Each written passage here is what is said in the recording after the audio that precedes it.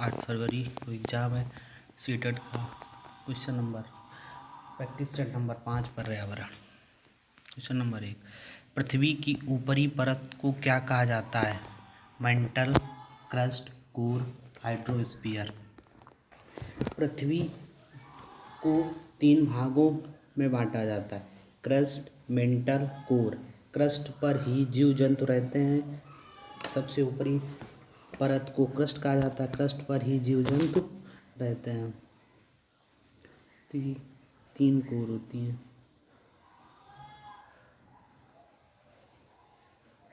Crust, mental, core, और crust पर ही जीव जंतु रहते हैं। क्वेश्चन नंबर 2, जीवों और उनके पर्यावरण के बीच पारस्परिक संबंधों का अध्ययन क्या कहलाता है? जीव विज्ञान, पारिस्थितिकी, पर्यावरण, पारिस्थितिकी तंत्र। जीवों और उनके पर्यावरण के बीच पारस्परिक संबंधों का अध्ययन पारिस्थितिकी कहलाता है। क्वेश्चन नंबर 2 का आंसर बी। इकोलॉजी कहते हैं, और पारिस्थितिकी जीव विज्ञान की शाखा है। पारिस्थितिकी जो है वो जीव विज्ञान की शाखा है। क्वेश्चन नंबर 3, बालक को पर्यावरण के प्रत्यक्ष अनुभवों से सीखने का अवसर किस विधि से मिलता है? व्याख्यान विधि से, भ्रमण विधि से, चर्चा विधि से, प्रश्नोत्तर विधि से। तो बालक को पर्यावरण के प्रत्यक्ष अनुभवों को सीखने का अवसर भ्रमण विधि से मिलता है। क्वेश्चन नंबर 3 का आंसर बी, भ्रमण विधि से शैक्षणिक यात्रा भी कहते हैं। भ्रमण विधि को शैक्षणिक यात्रा भी कहते हैं। बालक पर्यावरण के प्रत्यक्ष रूप को जब देखता है तब ज़्यादा सीखता है। क्वेश्चन नंबर 4, बालक अपने अनुभवों से सीखता है, यह कथन किससे संबंधित? व्यवहारवाद, निर्माणवाद, प्राकृतिकवाद, आदर्शवाद। क्वेश्चन नंबर 4 का आंसर निर्माणवाद। क्वेश्चन नंबर 4 का आंसर भी, बालक अपने अनुभव से सीखता है कथन के संबंधित निर्माणवाद। निर्माणवाद के अनुसार ज्ञान शिक्षक नहीं देता बल्कि बालक स्वयं अपने अनुभवों से निर्माण करता है। निर्माणवाद का अर्थ होता है कि ज्ञान शिक्षक नहीं देता है बल्कि बालक स्वयं अपने अनुभवों से सीखता है या निर्माण करता है ज्ञान को। क्वेश्चन नंबर 5, हवा में ऑक्सीजन और कार्बन डाइऑक्साइड की अदला बदली किसके कारण होती है? बाष्पीकरण के कारण, प्रकाश संश्लेषण के कारण, श्वसन के कारण, अपघटन के कारण। तो हवा में ऑक्सीजन और कार्बन डाइऑक्साइड की अदला बदली किसके कारण होती है? प्रकाश संश्लेषण के कारण। क्वेश्चन नंबर 5 का आंसर भी, प्रकाश संश्लेषण के कारण। ये प्रकाश संश्लेषण क्यों होता है? ये वायुमंडलीय संतुलन बनाए रखता है। प्रकाश संश्लेषण वायुमंडलीय संतुलन बनाए रखता है। क्वेश्चन नंबर 6, ईवीएस में बालक को स्थानीय परिवेश से जोड़ने का मुख्य उद्देश्य है। क्वेश्चन नंबर 6 का ऑप्शन ए याद करना, ऑप्शन बी पर्यावरण की समझ विकसित करना, कठिन शब्द सिखाना, परीक्षा में अंक दिलाना। ईवीएस में बालक के स्थानीय परिवेश में जोड़ने का मुख्य उद्देश्य क्या होता है? पर्यावरण की समझ को विकसित करना। बालक को स्थानीय परिवेश से इसलिए जोड़ते हैं कि बालक को पर्यावरण की समझ विकसित हो जाए। तो क्वेश्चन नंबर 6 का आंसर बी। देखो, पर्यावरण का मुख्य उद्देश्य है कि बालक अपने आसपास के वातावरण को समझे, महसूस करे और उसका संरक्षण करना सीखे, जिससे हमारे पर्यावरण को नुकसान ना पहुंचे। इसलिए मैं बालक को अपने आसपास के वातावरण को समझाएं, महसूस कराएं और उसका संरक्षण करने को कहें। तो क्वेश्चन नंबर 6 का आंसर भी, पर्यावरण की समझ विकसित करना। क्वेश्चन नंबर 7, पर्यावरण शिक्षा का सबसे उपयुक्त उद्देश्य क्या है? केवल ज्ञान देना, व्यवहार में परिवर्तन लाना, तथ्य याद करना, साक्षर बनाना। तो पर्यावरण शिक्षा का सबसे मुख्य उद्देश्य क्या है? केवल ज्ञान नहीं, व्यवहार में परिवर्तन लाना हाँ, तथ्य याद कराना नहीं, साक्षर बनाना नहीं। तो क्वेश्चन नंबर 7 का आंसर क्या होगा? बी होगा, व्यवहार में परिवर्तन लाना। केवल जानकारी देना पर्याप्त नहीं है। पर्यावरण शिक्षा का लक्ष्य सकारात्मक व्यवहार और दृष्टिकोण में बालक के परिवर्तन लाना। पर्यावरण का ये अर्थ है कि शिक्षा का लक्ष्य सकारात्मक व्यवहार और दृष्टिकोण में परिवर्तन लाए बालक के। तो क्वेश्चन नंबर 7 का आंसर बी। क्वेश्चन नंबर 8, एकीकृत दृष्टिकोण का अर्थ है विषयों को अलग अलग पढ़ाना, विषयों को जोड़कर पढ़ाना, केवल विज्ञान पढ़ाना, केवल सामाजिक अध्ययन कराना। तो एकीकृत दृष्टिकोण का अर्थ होता है ईवीएस में विज्ञान, सामाजिक अध्ययन और पर्यावरण को स्वीकृत रूप से पढ़ाया जाता है ताकि बालक समग्र रूप से समझ सके।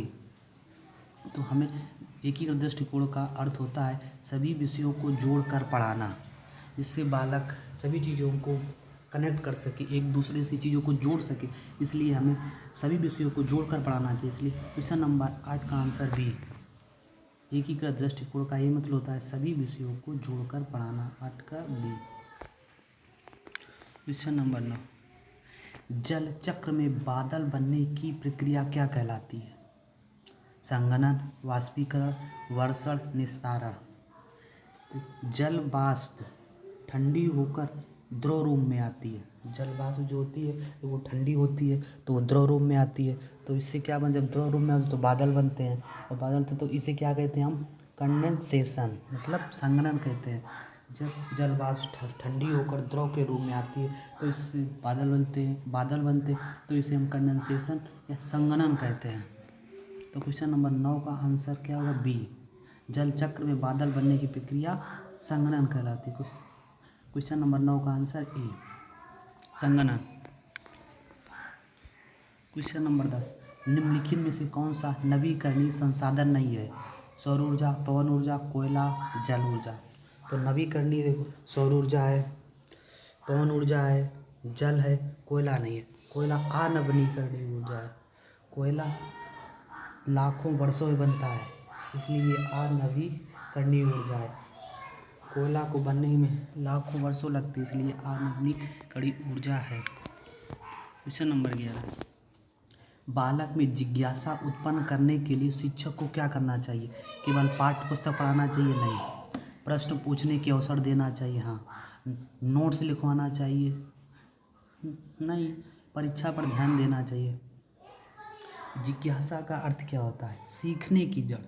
जिज्ञासा का मतलब होता है सीखने की जड़। अगर बालक सीखेगा, प्रश्न पूछेगा तो उसको ज़्यादा समझ में आएगा। तो इसलिए बालक में जिज्ञासा उत्पन्न करने शिक्षक को क्या करना? प्रश्न पूछने के अवसर देना चाहिए। क्वेश्चन नंबर 11 का आंसर बी। और जिज्ञासा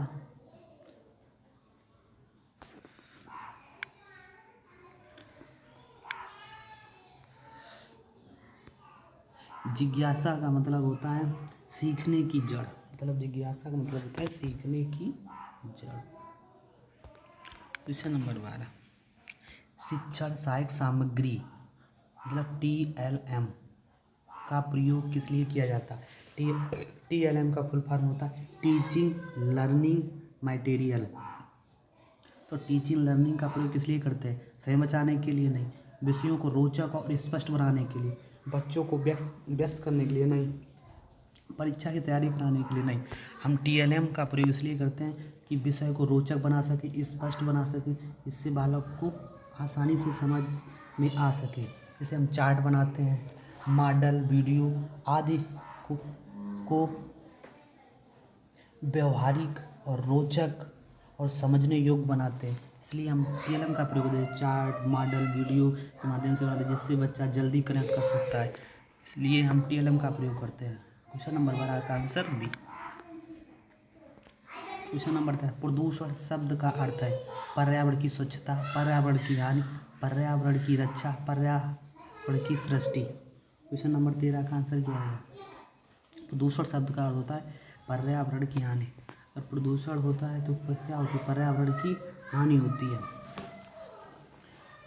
पर्यावरण में हानिकारक तत्वों का बढ़ जाना, और पर्यावरण में हानिकारक तत्व बढ़ जाते हैं जिससे संतुलन बिगड़ने लगता है, इसे हम पर्यावरण की हानि कहते हैं। क्वेश्चन नंबर 13 का answer B. Question number 14, EVS में प्रोजेक्ट कार्य का उद्देश्य है। प्रोजेक्ट कार्य का क्या उद्देश्य? परीक्षा की तैयारी नहीं, रचनात्मक और सहयोग विकसित करना, रटना, केवल लिखाना। तो क्वेश्चन नंबर 14 का आंसर बी होगा। प्रोजेक्ट कार्य का उद्देश्य रचनात्मक और सहयोग विकसित करना। 14 का आंसर बी।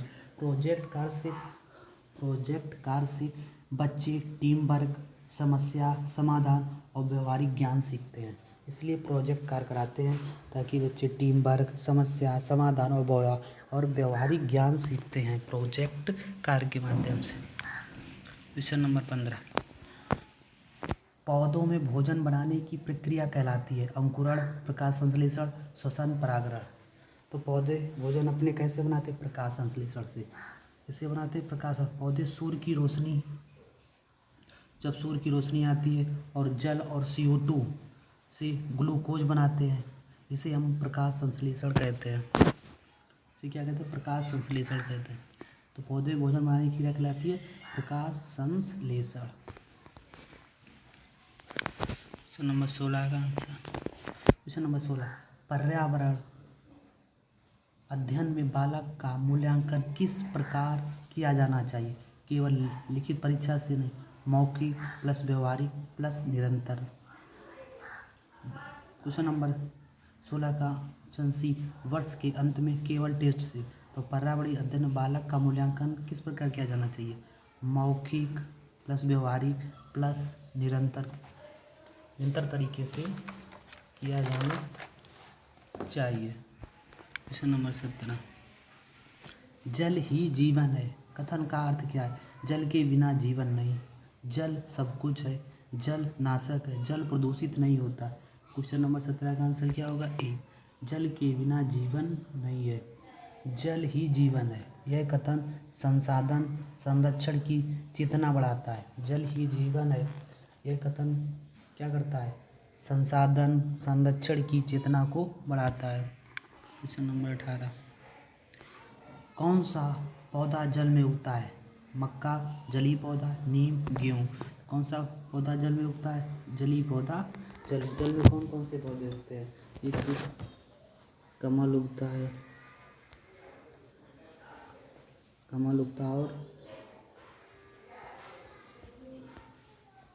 Water hyacinth.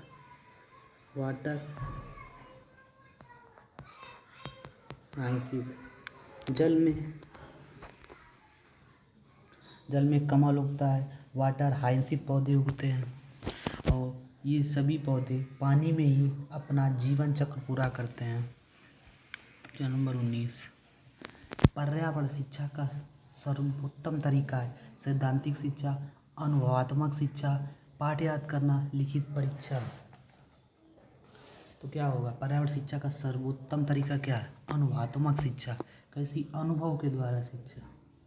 अनुभव के आधार पर शिक्षा देने से बालक को गहराई से समझ में आता है और दीर्घकालिक ज्ञान मिलता है। अनुभव आधारित शिक्षा से बालक को गहराई से चीज़ें समझ में आती हैं और लंबे समय तक याद रख पाता है। इसलिए पर्यावरण शिक्षा का सर्वोत्तम तरीका है अनुभवात्मक शिक्षा। क्वेश्चन नंबर 20, समूह गतिविधि का मुख्य लाभ क्या है? प्रतिस्पर्धा बढ़ाना नहीं, सहकारिता और सहभागिता बढ़ाना, समय बर्बाद करना, व्यक्तिगत लाभ। तो क्वेश्चन नंबर 20 का आंसर क्या होगा? Option number B. समूह गतिविधि का मुख्य लाभ होता है सहकारिता और सहभागिता बढ़ाना। समूह कार्य से बच्चे टीम स्पिरिट, लीडरशिप और कम्युनिकेशन स्किल सीखते हैं। इसलिए हमें ग्रुप एक्टिविटी कराना बहुत ज़रूरी है क्योंकि टीम स्पिरिट, लीडरशिप और कम्युनिकेशन स्किल सीखते हैं बच्चे। क्वेश्चन नंबर 21, बच्चों को पर्यावरण के प्रति संवेदनशील बनाने के लिए क्या करना चाहिए? डराना, दंड देना, व्यवहारिक उदाहरण देना चाहिए, केवल समझाना चाहिए। तो बच्चों को पर्यावरण के प्रति संवेदनशील बनाने के लिए हमें व्यवहारिक उदाहरण देने चाहिए। उदाहरण देकर बच्चों को प्रेरित करना सबसे प्रभावी तरीका होता है। उदाहरण देकर हम बच्चों को सबसे अधिक प्रभावित कर सकते हैं। क्वेश्चन नंबर 22, संकल्पना निर्माण कॉन्सेप्ट फॉर्मेशन का सर्वोत्तम तरीका है रटवाना, उदाहरण, अनुभव देना, केवल व्याख्यान, प्रश्नोत्तर। तो संकल्पना निर्माण का सर्वोत्तम तरीका होता है उदाहरण और अनुभव देना। क्वेश्चन नंबर 22 का आंसर बी। हम बालक को ठोस उदाहरण से अवधारणाओं को अपने अनुभव से समझा सकते हैं, मानों को ठोस उदाहरण देकर और अपने अनुभव से समझा सकते हैं। क्वेश्चन नंबर 30, पर्यावरण विषय किस दृष्टिकोण पर आधारित है? सामाजिक, विज्ञान दृष्टिकोण, समग्र दृष्टिकोण, प्राकृतिक दृष्टिकोण, भौतिक दृष्टिकोण। तो ईवीएस विषय किस दृष्टिकोण पर आधारित है? क्वेश्चन नंबर 23 का आंसर बी, समग्र दृष्टिकोण पर। पर्यावरण में समाजशास्त्र, विज्ञान और पर्यावरण का एकीकृत शिक्षण किया जाता है। पर्यावरण में समाजशास्त्र, विज्ञान और पर्यावरण का एकीकृत शिक्षण किया जाता है, इसलिए ईवीएस विषय समग्र दृष्टिकोण पर आधारित है। क्वेश्चन नंबर 24, बच्चों को प्रकृति भ्रमण पर ले जाने से क्या लाभ होता है? खेल कूद का समय मिलता है? नहीं। वास्तविक अनुभव सीखना, हाँ। प्रकृति भ्रमण से बच्चे वास्तविक रियल चीज़ों को देखते हैं, इसलिए हमें बच्चों को भ्रमण पर ले जाना चाहिए। वो डायरेक्ट चीज़ों को देखते थे, वास्तविक अनुभव से सीखना। प्रकृति भ्रमण का अर्थ होता है वास्तविक अनुभव से सीखना। सो नंबर 24 का आंसर भी। सो नंबर 25, ईवीएस में ऑब्जर्वेशन स्किल विकसित होती है। ऑब्जर्वेशन स्किल विकसित होती है तो प्रयोगशाला कार्य से, पुस्तक पढ़ने से, प्रयोग एवं भ्रमण से, केवल परीक्षा से। ईवीएस में ऑब्जर्वेशन स्किल विकसित होती है प्रयोग करने से, भ्रमण करने से, घूमने से, देखने से।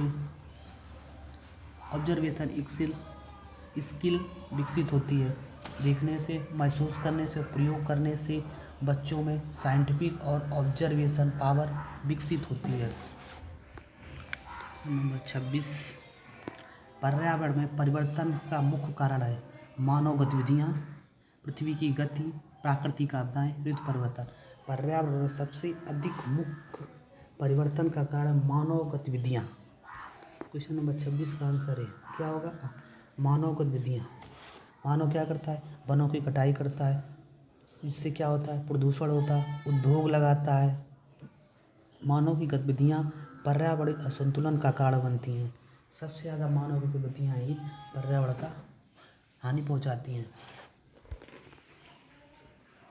क्वेश्चन नंबर 27, निर्माणवादी दृष्टिकोण में शिक्षक की भूमिका होती है?